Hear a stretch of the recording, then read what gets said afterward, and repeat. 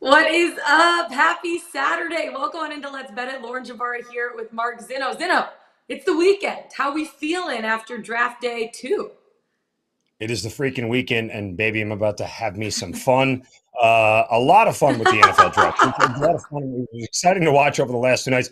I was just sitting there. I got to a point last night, and I even tweeted, I'm like, somebody just DM me when they pick a quarterback. Like, I couldn't wait around any longer. I was getting so irritated that quarterbacks weren't going in the second round. But it was a good night. It was an interesting night. I think some teams made some really interesting moves and some headway. So it's going to be a good first start to the NFL offseason. Yeah, I'm really looking forward to seeing how some of these players kind of mold and fit into some of these teams. We're going to break it all down for you. NFL Draft Day 2, rounds 2 and 3. That's the first thing we're going to be talking about today. We'll take it to the park, better up, talking about some of our baseball bets today. I have quite a few on the slate. And Zeno is throwing out some NRFIs and YRFIs possibly. And then we can't end without NBA morning radar for Zeno's picks because he's not on the show tomorrow. Obviously, no NBA games today, no NHL games today. But two of the Eastern Conference semifinal games start tomorrow. Zena's going to give us his bets for those games. And then we can't end without the Pickswise 3-star play of the day and our best bets of the day. So without further ado, let's get into it. Let's bet it. Thoughts and reaction to round 3. I was just saying we should start out talking about some of the winners from day 1. For me, one of the biggest winners was David Ajabo. I'm so happy for him after he tore his Achilles in pro day. Obviously, being a Michigan man, he went from probably a top 15 to not knowing when his name would be called. The Ravens select him for 45th overall. John Harbaugh expressing his future is still bright after his injury. And Mike McDonald, the new defensive coordinator, who is also the defensive coordinator under Jim Harbaugh, he kind of tapped into Ajabo's potential last season, and he's going to want to turn him into a star next year. Don't you think that that's a win for a guy like that? Well, I would say this much. There is nobody who is better at drafting than the Baltimore Ravens. Their process is extremely sound. They are very good when it comes to doing their homework and scouting. If they have taken Ajabo, it is because they 100% believe that his medicals will tell them he's going to be fine, that it's not going to have any long-term impact on him. I mean, they do their homework to that level. And I'm not saying other teams don't per se, but I just have a little bit more trust in the Ravens. Granted, I covered them for a decade up close, so I know how their organization works really well. But when they make a pick for a guy like this that's already been injured, whereas you look at a Nakobe Dean that fell and fell and fell because of a myriad of injuries, there's a reason for that. And Nakobe Dean is the kind of player that the Ravens would absolutely love in their defense, but they chose to pass because of things like that. But they take Ajabo, and I think that says a lot about where he is physically and from a health standpoint, but also going to an amazing organization that's absolutely going to develop him into one of the best players in the league. What other teams do you think won draft day 2? We broke down draft day 1 the day before, but I mean, looking through the first 3 rounds, what teams do you think are the real winners here? Because I have a good feeling about the Seahawks too. I'll break that down in a second. Yeah, no, I think the Eagles absolutely hit a home run. I mean, they did everything that they were supposed to do to make themselves the best team in the NFC East. I like the price where they are right now. That's where I'd put my money post-draft, even though it's come down a ton given all the moves they made. And a lot of that centers around them acquiring A.J. Brown, who already is a legitimate NFL star. Not so much the draft picks that they made, but just really sound moves by Howie Roseman and company there in Philadelphia. Right now, I think that they're the team to beat in the NFC East. It really is crazy, the moves that they made. I look at the Seahawks because obviously they had a great day 1. It carried over to day 2. They got Charles Cross in day 1. How do you say it? Boy Maffey or Maffey? You got me. Some of these names I'm off the charts with. 40th pick. He dominated in the Senior Bowl scouting combine. Then they had pick 41. They got Kenneth Walker from MSU. They bolstered the defensive front. They found another productive back. They landed a top-tier help for the O-line. They're moving in a good direction too, even though they don't have Russell Wilson anymore. What are your thoughts on the Seahawks? I mean, look, they end up with Matt Corral, right? I mean, and to me, that was the quarterback that I think is going to have the highest ceiling in the NFL. That's the guy that I thought, and watching him play at Ole Miss, granted, again, he has Lane Kiffin as a play caller and a schemer, and that's a huge advantage because Lane is as good as anybody in all of college or pro football at doing it. But still, I think the skill set for Matt Corral, big arm, going to work really well in the cold weather and the wind in Seattle. I think he's going to be a really good quarterback in this league for a long time to come. I mean, look, if it's any indicator, the Seahawks know how to find quarterbacks in the late rounds. If they got Russell Wilson in the third round, they get Matt Corral in the third round, we could see the trend developing here for the Seahawks. Why did I think Matt Corral went to the Panthers for a second? Did he go to the Panthers? I shut it off last night, Lauren. Did he go to the Panthers? I think he said Seahawks. Forget it. I still like Matt Corral. There's so much information to just soak in. It's not even that. I just wasn't paying attention. I'll flat out admit it. I shut the draft off like at the beginning of the third round and went to bed. I didn't care. Honestly, I thought you said pretty sure that Matt Corral was went to the watching Seahawks. Game 7 of the Timberwolves-Memphis series. Yeah, that I did watch. I watched all that to the end. So don't ask me any more questions about quarterbacks. That game was wild, by the way. We're going to break that down. But, okay, I want to get into some of the futures market. But what I was going to say about Matt Corral is the Panthers aren't necessarily sold on Sam Darnold, right? Matt Rule's is trying to keep his job after 2 straight 5-win seasons. And Corral needs to develop. But if Darnold craps the bed, Corral might put himself in a place that he could be starting, you know? Also, that's a loss for Baker Mayfield because wasn't Baker talking to the Panthers? Yeah. It's one less team that needs a quarterback now. It's surprising me Seattle didn't go get a quarterback then. Or did they end up with Willis? They ended up with Willis. Is that who they got? I know they got a quarterback somewhere. Yeah. They ended up with Willis. Okay, that's who it was. I knew they took a quarterback somewhere. Yeah. Again, shut the draft off. Titans took Willis. You guys, I cannot even keep all this straight. Seattle didn't get a quarterback? Are you kidding me? Seattle did not get a quarterback? Wow. I mean, I paid attention to the Falcons draft. Does that count? Hey, you know, how do you feel about Desmond Ritter. They take this. Look, I wanted Corral, but Desmond Ritter is a quarterback with a ton of upside and a ton of potential, and I think that for the Falcons, they had to grab one on day 2. They went sort of counterculture, right? Like the 4 most important positions when you're rebuilding are quarterback, which they didn't have, left tackle, which they have, cornerback, which they have, and defensive end, which they didn't have. They passed on the defensive end in round 1 in favor of a wide receiver, which I don't understand, which it just seems like the process is out of order. Well, at that point, if you're going to take a wide receiver, and for the second year in a row, you're taking a big-time pass catcher after taking Kyle Pitts last year, you may as well get the quarterback that's going to be throwing the football for the next 5 years. Like that's the only thing that makes sense, is so these two guys are going to play together, because you're not going to have Marcus Mariota for a year, maybe 2, and then change quarterbacks and expect by the time that Drake London gets the end of his first contract, he's going to have any real production that you can gauge, right? It's just not going to be there because he's going to be all over the place with quarterbacks and systems and receive. It just so I think it's smart that the Falcons did take a quarterback. Again, not the one that I wanted, but at least they are pairing him up with Drake London, and those two can grow together.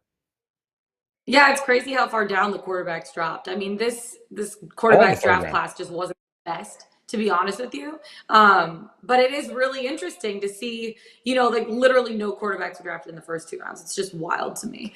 Okay, let's talk a little bit about the NFL futures market, because what'd you say? Kenny Pickett went in the first to Pittsburgh. Oh, yeah, you're right. Tiny hands Pickett. We're bad with Speaking of, we'll talk about him and the Steelers in a little bit. But first of all, I want to start with the Jets. To make the playoffs right now, they're at plus 850. To not make the playoffs, they're at minus 1,600. Now, they had a really good draft, too. Day 1, they get quarterback Sauce Gardner, wide receiver Garrett Wilson, defensive end Jermaine Johnson II. Now, Sauce Gardner even said this team is going to be really special. The Jets, though, Mark, have missed the playoffs the last 11 years, and they're tied with the Giants for the worst record in the NFL over the last 5 years. Now, round 2, they get Breece Hall, who can score from anywhere on the field. He has great elusiveness. He's a weapon in the pass game, and they draft tight end Jeremy Ruckert in round 3. He's a dynamic athlete, dynamic weapon. I could sprinkle them possibly making the playoffs if some of these rookies can come out and perform. Don't you think, or no? Man. It's tough, but their draft class is really, really good. You don't think at all? No. Well, here's the problem with me. If they were right now on paper, if they were the 3rd best team in their division, I might be able to see it, but they're not. Behind Buffalo, you get Miami, and then you still get New England, which has a more developed quarterback at this point. And even though New England makes some head-scratching moves yesterday, nonetheless, I still would put the New England a step in front of the Jets. So they have to leapfrog at least one or two teams to be the second-best team in their division behind Buffalo, which is problematic as far as them making the playoffs is concerned. Now, if Miami and Tua stink, if Mac Jones has some regression and the Jets take a step forward, yeah, I think that could happen. But I'm asking a lot of other things to happen from those other two teams in the AFC East that at least recent history has indicated is not likely to be the case. I still think the Jets have more growing to do on the defensive side of the ball as well. The Jets do have more growing to do, but they definitely made some good moves, at least for the They future, did, to be able to grow in the next couple of years. Yeah, it's going to be really interesting to see how that works out with everything that they added this season. Okay, the Steelers to make the playoffs right now are at plus 275. Yes, no at minus 360. They got Kenny Pickett. He's honestly the most pro-ready quarterback in this class. He has good athleticism, good mobility, really smart player, great anticipation. Mike Tomlin, great coach, hasn't ever finished below 500 in his career. It's actually remarkable. They drafted George Pickens in the second round, DeMarvin Leal in the third round. They're picking a lot of guys with the last name Pick in it. Pickett, Pickens, they're picked to maybe make the playoffs this year. They How do you would feel? call those the killer peas. See what I did there? The killer peas. The Steelers kind of the bee uniforms they have, the killer bees, the killer peas. They used to have the bees with Bell. Who were the bees that they had? Le'Veon Bell and Ben Roethlisberger, and then there was somebody else. Anyway, the killer bees. Here's the thing about Kenny Pickett. I said this yesterday to Jared. Now I'm going to say something about a quarterback I did watch get drafted and paid attention to. If you remember how Ben Roethlisberger got his start in the league, it's because Tommy Maddox got crushed and hurt in a game against the Ravens. Ben came in. They ended up losing that game to the Ravens, but then Ben went on to start every game the rest of the year, and the Steelers went 15-1 and losing the playoffs, and it was all history from there. I don't anticipate Kenny Pickett to start. I absolutely think the plan is to start Mitch Trubisky and let Kenny Pickett sit for a year. So barring an injury, and I said this yesterday, number of games that Kenny Pickett starts, I would pick the under because I don't think he's going to I don't think there's any intention for the Steelers to play him this year at all. They want him to learn. They know he's going to be there for the long haul. They'll bring him up the same way they did Roethlisberger, and they'll make another Pittsburgh son, or at least, Middle America son, a native of Pittsburgh. Do you think that they will make the playoffs this year? Plus 275, yes. Minus 360, no. No, because Mitch Trubisky sucks. I mean, that's what it boils down to. He's I know, but didn't Ben Roethlisberger? Ben Roethlisberger was aged. Yeah, but I mean, Ben Roethlisberger's got 2 Super Bowls and a whole bunch of really good experience and winning a lot of close games. Like Mitch Trubisky's got a lot of average play, bad coaching, and dumb decisions on his record. So it's a little bit different for me to gauge it from that standpoint. But yeah, look, if I'm taking a no bet right now to make the playoffs, you're going to tell me I'm crazy. You know who it is? It's the Cincinnati Bengals. They're not making the playoffs this year. Wow. Really? How come? The Ravens are winning that division. Write it down. Lock it in, baby. These are some of our hard-hitting takes here on Let's Bet It. What about the Packers to win the NFC right now? Is it plus 500? They didn't address the highest profile need on the first day. They traded away Devontae Adams, obviously, but didn't draft a receiver in the first round. Instead, they drafted linebacker Quay Walker and D lineman Devontae Wyatt. Now, both Christian Watson in the second round, receiver from North Dakota State. He's elite combination of size, speed, elusive for a big receiver. Does that kind of give Aaron Rodgers a different type of target with an athletic guy that can kind of stretch out the field in Christian Watson? Well, the Christian Watson comp was Jordy Nelson, of course, who Aaron Rodgers played with for years. So I think that works out well. But it makes a ton of sense. And everybody's still scratching their head why the Packers aren't taking receivers in the first round. If you're continually threatening to leave and retire, why would I give you more things? I mean, it's that relationship where one of the members of the marriage is continually threatening divorce, and it's like, well, I'm going to buy you a car. What are we doing here? That makes no sense. So, no, you can't have a car. I'm not getting you a car. If you continually threaten to leave me, I'm not going to give you anything. So this is what you'll get. Sure, I'll get you a car. It's called a Schwinn, and it's in the second round of the NFL draft. So start pedaling. Do you think they win the NFC at plus 500 right now?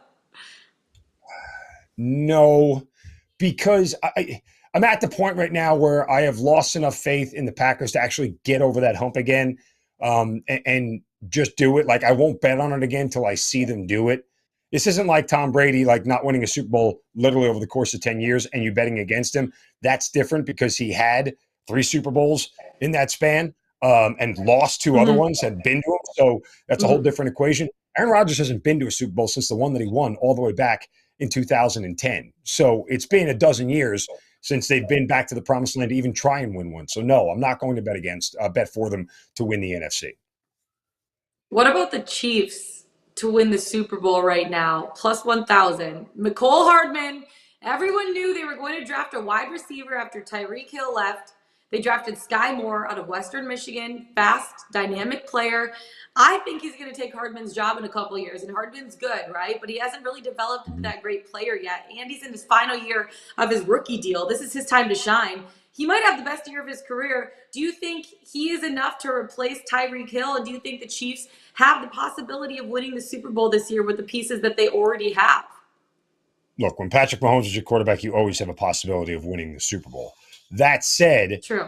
They are playing in the toughest division in the NFL, especially now that Russell Wilson has entered Denver, and the Raiders were a playoff team last year. And then, of course, you have the Chargers with Justin Herbert, who may have the best defense in the NFL this year when it's all said and done. So it is a tough that's why that number is so much bigger.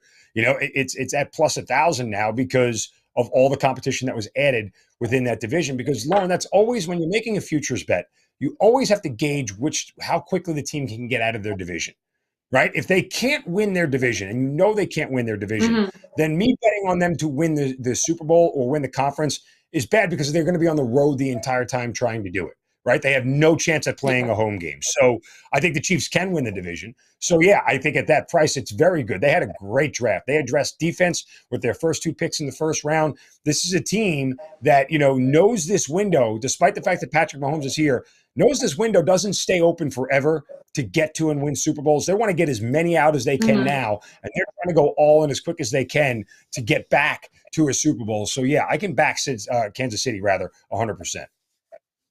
I like it. Last team I want to talk about for a second is the Texans. Obviously, they suck, right? But I think they had a really, really good draft to kind of keep the hope alive or at least build for the future because I've been a Lions fan now my whole life and they're consistently building for the last 29 years. But the Texans are actually you hate to see it. But the Texans, honestly, in my opinion, did a really good job. Like Derek Stingley Jr., Kenyon Green in the first round. Good day, too, with Jalen Petre, however you say it. He's a versatile safety who can make plays all over the field. John Mechie, the third, 44th overall. He's a great route runner. He would have been a first-round pick if he hadn't suffered the ACL tear in the SEC championship game. Now, Christian Harris was the best value pick of the third round. They still have a lot of ground to cover, but they clearly made some really good moves, don't you think? They did. Look, here's my problem. And I've said this to everybody here in Atlanta on my radio show here. I'd say it to the people in Houston as well, and why I so goofed on Seattle earlier in the show. When you are rebuilding, you cannot actually begin your rebuild until you have the quarterback situation figured out for a 3 to 5 year period. Go see the Cleveland Browns. Go see the Cincinnati Bengals. Once they got that position solidified, they stopped rebuilding. Okay. And to your team in Detroit, did they have stable quarterback play? Yes. They just made flaws everywhere else on the football field routinely and didn't give that quarterback enough to be able to elevate the team to a consistent playoff level. They also played in the division with Aaron Rodgers. And then he leaves and wins the Super Bowl. Yeah. So, I mean, that's part of it. So I'd say the same thing to the Texans and the same thing to Seattle. Like, your rebuild is always going to be rebuilding until you have the quarterback situation figured out. Now, the Texans believe that Davis Mills is the guy. Knock yourself out. I don't believe he's the guy. I'd like to be proven wrong for that, for the Texans' sake, not for my sake. But I have a feeling that Mr. Longneck Davis Mills there is not the long-term solution at quarterback for this team. So they're going to be doing this again in 2 years to try and figure out, or they may be doing it next year and drafting one of these high-level quarterbacks that we're all anticipating coming out next year. It's going to be really interesting to see how things play out in the NFL landscape. Let's move on to the baseball park, my friend. 15 games on the card today. Starting off with YRFIs and NRFIs. I'm not betting any of these today, but YRFIs went 7-6 yesterday, and they're now 142 and 144 on the season. If you've bet nothing but YRFIs on every single game, you're down 30 units, basically. So these are bets that you have to do a little bit of research on. You can't just wing it and say, screw it, I hope this hits, because you're going to be down 30 units at this point. Mark, what YRFIs and NRFIs do you have from the 15 games on the card today? All right, let me just address one thing that you talked about there, being down units. And this is why I've said routinely about NRFIs and YRFIs, you need to set a limit of the price of the juice you're willing to pay, because that's why you're down. I mean, you're basically 500, and you should be down theoretically just 10 units because of the juice, right? If you're paying $1.10 on every dollar bet, you should be down just 10 units over the course of 10 bets, and that's it. But, if you go 500, that is.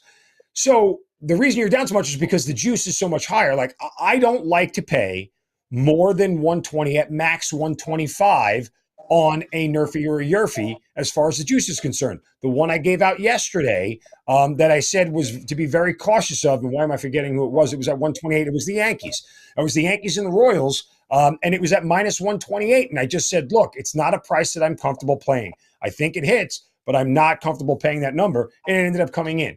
I'm at a threshold with my YRFI today of 120 with the Los Angeles Angels and the Chicago White Sox. The Angels are the highest scoring first inning run team in all of baseball. Vince Velasquez is starting for the Chicago White Sox. He's giving up a first inning run in 2 of his last 3 starts. And this is a Chicago team at home that certainly scores more runs than they do on the road. And I think this is a good situation here for a YRFI to come in, but it's right at that threshold. So it's a play for me that wouldn't be a full unit play because of the juice that I'm going, probably only a half unit play, and I'll do the math that way. Sometimes, the juice ain't worth the squeeze. You know what I'm saying? That's right. You tell him, LJ.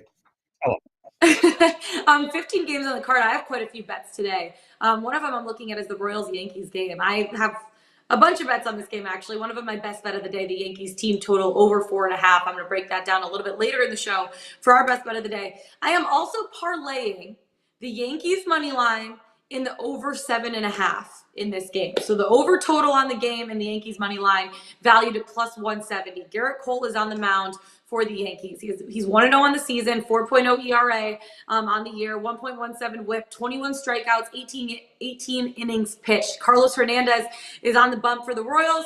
He's 0-0 this season, 6.43 ERA, 179 whip, only 5 Ks in 14 innings pitched. He's not striking a lot of guys out.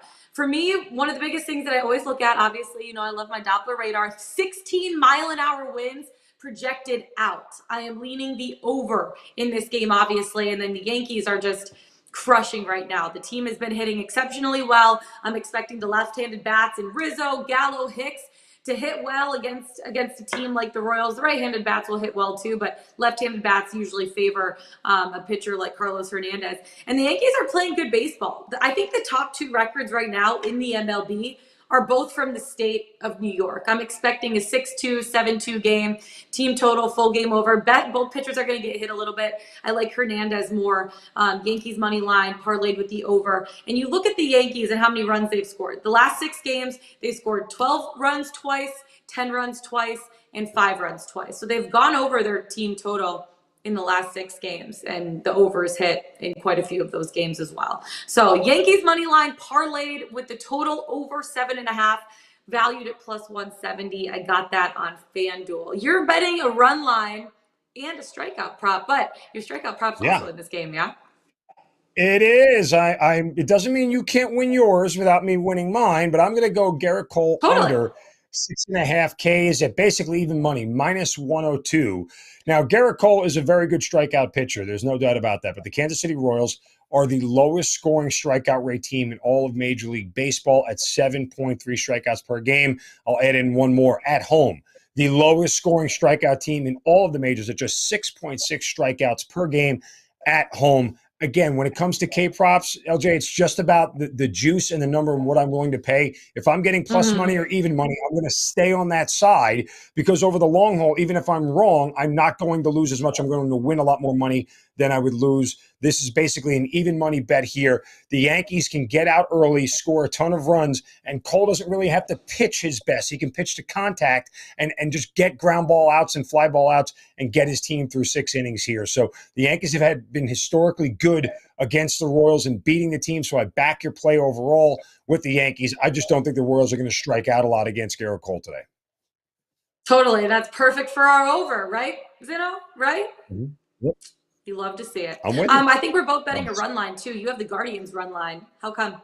Yeah, Guardians -1.5 plus 126. Again, for those people who are new to betting baseball, the plus 1.5, not the -1.5, the plus 1.5 is probably one of the safest bets you can make in Major League Baseball betting, which is why it's so much heavily juiced than the -1.5. So I'm getting plus 126 here, but I have Shane Bieber going for the Cleveland Guardians. He lost his last time out in a surprising start against the Los Angeles Angels. So he's looking for a bounce back start. He's been one of the highest strikeout pitchers in the league this year, going up against Cole Irvin of the Oakland Athletics, who essentially is a 4A pitcher. I bet against Cole Irvin last time and he burned me. I'm going to go back to the well again. But here's the real rub about this. The Oakland Athletics are one of the lowest scoring teams in Major League Baseball, and they average just 3 runs per game at home in that cavernous hole that they call a stadium. So with that and Shane Bieber on the mound, it's enough to lay the 1.5 at plus money. And thank you for the snort. I love it. I like anytime that I got your back. I got your back. I'm also betting a run line. I like the Padres run line here at plus 105. Shamanea, decent this year, 19 innings pitched, 3 earned runs, 10 hits. Last game, I'm kind of taking it out of the picture because that doesn't really show his trend. He pitched 4 1/3 innings, 6 earned runs, 6 hits against the Dodgers, who the Dodgers are an extremely solid team. Other than that, he's pitched solid this year. I love to fade JT Brubaker. 15 1/3 innings pitched, 11 earned runs on 14 hits, 17 strikeouts, and 11 walks. That's a lot of walks. He has a 6.46 ERA, and he's 0-2 so far in the year. Guess what? I'm fading him again. Padres run line. Manea's going to be solid. It's great that the Padres got him to bolster their pitching rotation. The Padres are on a hot streak. They're playing well right now. They've won 8 of their last 10 games. Yeah, most of them were against the Cincinnati Reds, who are a sucky team anyways. They beat them in all 7 games against them. But it is a nice spot for the Padres to keep winning against bad teams. They just need to take care of business, and they need to do it by 2 runs or more, which I think they're going to definitely be able to do. So Padres run line at plus 105. Love the plus money. The other game I'm looking at today is the Cubs Brewers. I like the Brewers money line. It's a little juiced for me at minus 168, laying the 68 cents. I haven't necessarily bet this yet. I love the Brewers money line. I'm thinking about, I'm big on the parlays today with the total. I'm thinking about parlaying it with the under. So if you parlay the Brewers money line and the under 7.5, it's plus 220 in this spot. So far, the Brewers offense has really struggled this season despite being very successful. Saturday could be a good day for them to get on track at the plate. I don't necessarily know if it will be, but their record's been great. They're on a 3-game winning streak. They've won 9 of their last 11 games. Justin Steele is on the mound for the Cubs. He's 1-2 so far in the season, 5.40 ERA, 1.73 WHIP. He's allowed 9 earned runs on 16 hits, 10 walks over 15 innings. Not great for him so far to start the season. Keep your eyes peeled. Just maybe look at some props for Willie Adams. 2 for 4 with a walk and a home run and 5 plate appearances against Steele. Eric Lauer is on the bump from Milwaukee. He wants to build off a great performance against the Phillies. He had 13 strikeouts over 6 innings pitched. It was a 1-0 win over the Phillies, but he settled with a no decision. He's at a 2.20 ERA, 2.58 FIP so far in the season. The Brewers bullpen is one of the best bullpens in Major League Baseball right now, too. 3.36 ERA, 3.25 FIP, and Josh Hader already has 10 saves on the season. That's pretty incredible. He has yet to give up a run, an earned run on the season. Now, the Cubs have drawn 7 of their last 9 games. They do have the highest, or the 3rd highest scoring offense, 4.84 runs per game, 2nd in on-base percentage and 746%, and the 1st in batting average at 260. And they have a 4.01 ERA and a starting rotation as a 5.18 ERA. So they are scoring runs, but against a guy like Chaminade, it's been really good so far in the season. Or or not Chaminade. What am I saying? But I look at a place like this, like I really like the Brewers. They've been very successful so far in the season. I like their money line, but their pitching has been really good and their bullpen has been exceptionally solid. Eric Lauer, great. I don't know. I just have a good feeling. So I haven't necessarily bet this yet, but I am leaning the Brewers money line parlayed with the under 7.5 at plus 220 in this spot. I'll tweet it out if I actually bet it. I like it. What are your thoughts on this? I mean, look, I think the Brewers money line is a smart play here. You're taking a team that, yeah, and sometimes it's okay to follow the juice, right? Because at least it tells me that my handicap and my sort of breakdown of the game is where I think it would be. It's just a question of how heavy it's juiced and where it is. Again, a lot of it is about threshold. Milwaukee is good at home this year. And so, Eric Lauer has been a really good starting pitcher for them, or at least consistent starting pitcher for them this part of the early part of the year, because I backed him a couple of times on K-props. So I like where your head is with Milwaukee. Let's go, baby. Okay, to the court we go. From the park to the court. Obviously, no games on the slate tonight. We saw an incredible Game 7 yesterday. The Memphis Grizzlies moving on. John Morant turned it on in the fourth quarter. The Timberwolves blow another game. They're out. Bye-bye, Cat. Your thoughts? I mean, it's just young and inexperience. It's youth and inexperience for the Timberwolves to blow a 20-point lead. What was it in Game 4, Game 3? And then to blow another 13-point lead last night, 10-point lead in the fourth quarter. That's just, a team that doesn't really understand how to finish out games in big moments. And it was on display. And, Karl Anthony Towns is got to elevate to the next level or more. Anthony Edwards was fantastic. Patrick Beverley is a great defender, but everything on that team depends on Cat.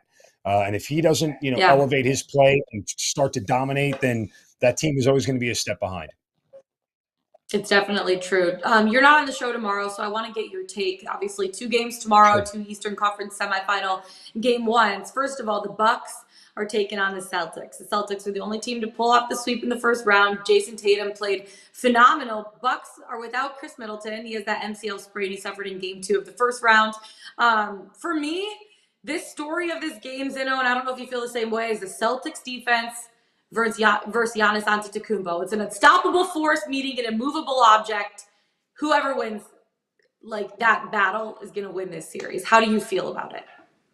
Well, Giannis is going to win that battle because he's Giannis, right? He's the best player on earth right now. And so he's going to individually win that battle, but Boston is going to win the game, and they're actually going to cover this 4.5. I actually have this write-up for the Pickswise website, which you'll catch later today once I get it posted there. I hope management isn't mad at me yet. But anyway, I'll tell you right now, I'm going to lay it with Boston. And we talked to Brian Scalabrine yesterday. Scal said Milwaukee's been terrible in first games of the series, and that was true. Even though they beat Chicago in their first game of their series, look how they played. They only scored 93 points. Their offense was there.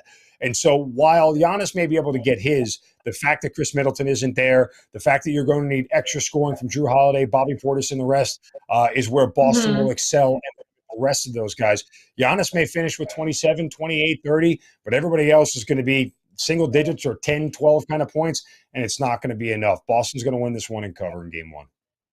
I'm really excited about this series. They went 2-2 on the season.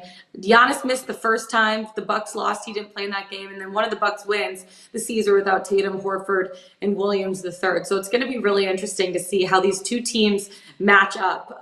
They're very, very evenly matched, in my opinion. But I'm excited to see how the C's defense tries to defend a guy like Giannis because he's on. You can't defend a guy like that. The other game one that we're looking at tomorrow is the 76ers taking on the Heat. Obviously, I got a front row seat to the Heat for 5 straight games when they played the Atlanta Hawks. The Sixers, though, big news yesterday without Joel Embiid. He suffered a right orbital fracture when Valanciunas came down on him with his elbow.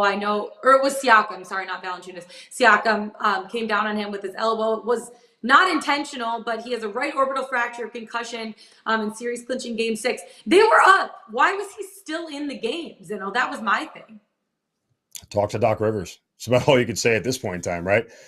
Doc was the one who had him still in there to close the thing out, and this is what happened. So This is a huge blow to the 76ers. I don't think they stand much of a chance at this point in time unless they can get Joel Embiid back by game 3, maybe in an 0-2 hole at best. Miami's defense is just way too good. And without an elite scorer like Embiid, I don't know that they have enough. I mean, look, the Heat just came off a series where all they had to do was stop one scorer in Trae Young, and they did that really successfully. If all they have to do is stop one scorer in James Harden, they'll do it really successfully and be able to dominate in this series.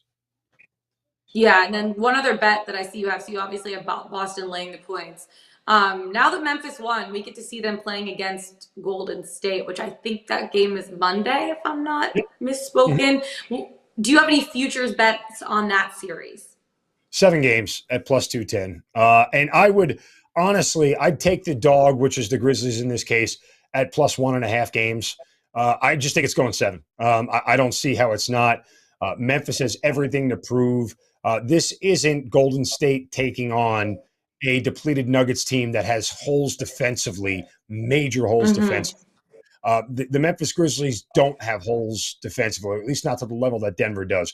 They'll be able to be competitive. Now, the real question is can Memphis rise to the level of experience that the Golden State Warriors have, right? Because now they are the younger, inexperienced team in this matchup. A little bit of an edge over a Minnesota team that won 23 games last year. At least the Grizzlies were, a legitimate opponent last year and a playoff team. That's not the case right now. They are the younger, inexperienced team going up against a multi-time champion in Golden State. So they have to learn how to play up to that level. And that's going to be the interesting part to see.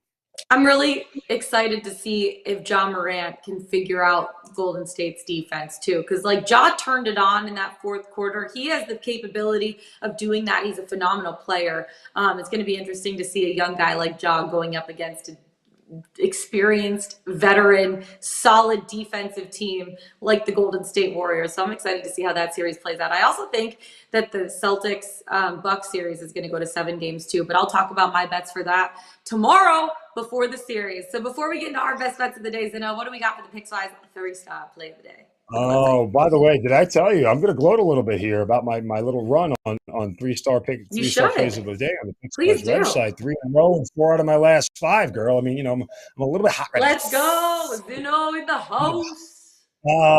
Let's see. All we have here is soccer and golf and tennis. So Alex Sutton is Tottenham Hotspur over, is that Leicester City? Leicester City?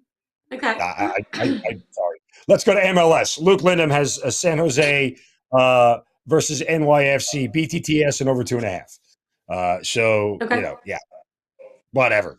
You got me on soccer. Go to Pickswise.com, 3-star play of the day. Check them out. We got them basically every single day, trying to win you some money. There's really not many sports going on today, like major sports. There's baseball. There's no hockey. There's no basketball. Baseball is not major anymore. That's where we are in 2022. Baseball is not major anymore, Lauren.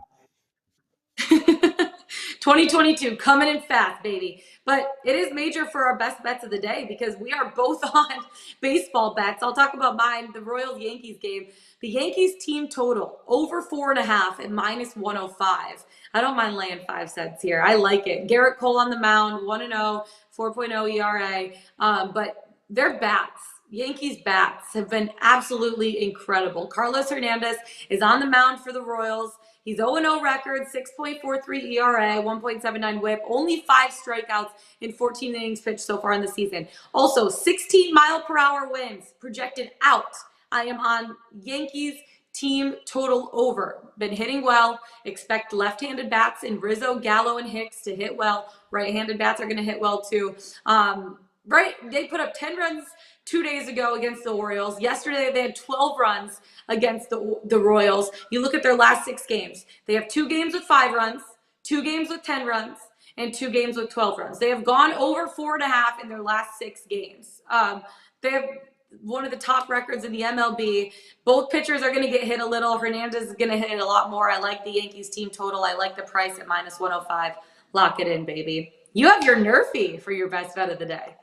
I am. I'm going back to the NRFI after it hit last night in Cincinnati and Colorado. However, this time we'll go back to the Big Apple And the best team in Major League Baseball, the New York Mets, who are hosting the Philadelphia Phillies. Now, the Mets are the third best team in Major League Baseball at giving up first inning runs at .29. Philadelphia tied for seventh at .38. The two starters tonight, Taijuan Walker for the Mets, making his second start. This one coming right off the IL, didn't give up any runs in his first start of the year. And you get Kyle Gibson of the Philadelphia Phillies, who hasn't given up a first inning run in 3 of his 4 starts this year. You know this is going to be a tight game between these two NL East rivals. I get it at a good price here. It's juiced to the under, which, again, as I said earlier, kind of feeds where I am thinking that this is going to be the right side of this thing. So I'm taking a NRFI in the Mets in Philadelphia at -112 in Major League Baseball. I like it. I like it. 2 major baseball bets for us, for our best bets of the day. Zeno, it's always so fun doing shows with you. Have a great Saturday. It's the weekend. All the best to you. Got to have you some fun. Okay. I'll see you Monday. When's the next time you're on the show? Monday? See you Monday. Maybe Tuesday. Who knows? So. But that's it for us today. I got to check the schedule. Yeah, that's it for us today. I know, we need to look at the schedule. All right, we'll get back to you. That's it for us today. Find us on the Pickswise YouTube channel. Go to Pickswise.com. Follow us on Twitter. Mark Zeno, I'm Laura Jabara. Best of luck tonight, you guys. We'll see you tomorrow. Lots of basketball talk tomorrow. Let's get it. Let's bet it.